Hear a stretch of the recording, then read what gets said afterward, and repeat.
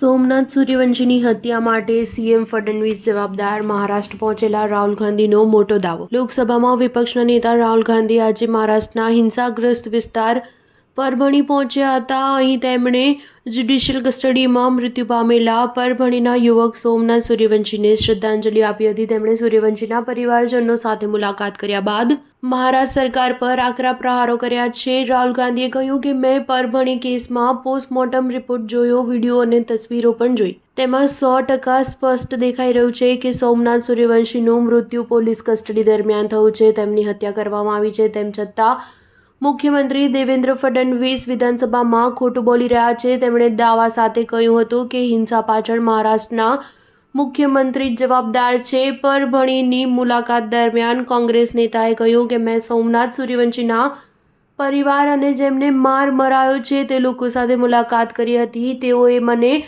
Postmortem report દેખાડ્યો, video અને તસવીરો પણ દેખાડી, જેમાંથી 100% સ્પષ્ટ કહી શકાય છે કે એમનું મોત કસ્ટડીમાં જ થયું છે.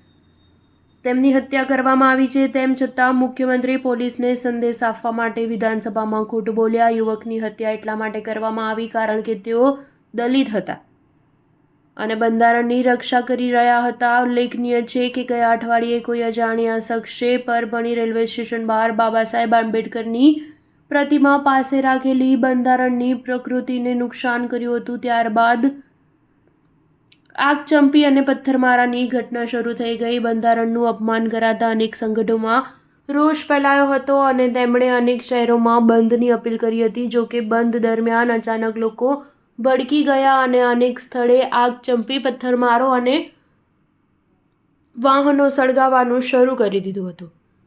ત્યારબાદ સ્થિતિ બેકાબૂ થતાં પોલીસે ટીયર ગેસના સેલ છોડ્યા હતા. હિંસા બાદ પરભણી પોલીસે 12મી ડિસેમ્બરે સૂર્યવંશી સહિત 300 લોકોની અટકાયત કરી હતી. જોકે 72 કલાક બાદ જ્યુડિશિયલ કસ્ટડીમાં સોમનાથનું મોત થયું હતું. સ્ટાર ન્યૂઝ 7 હંમેશા સચ્ચાઈની સાથે.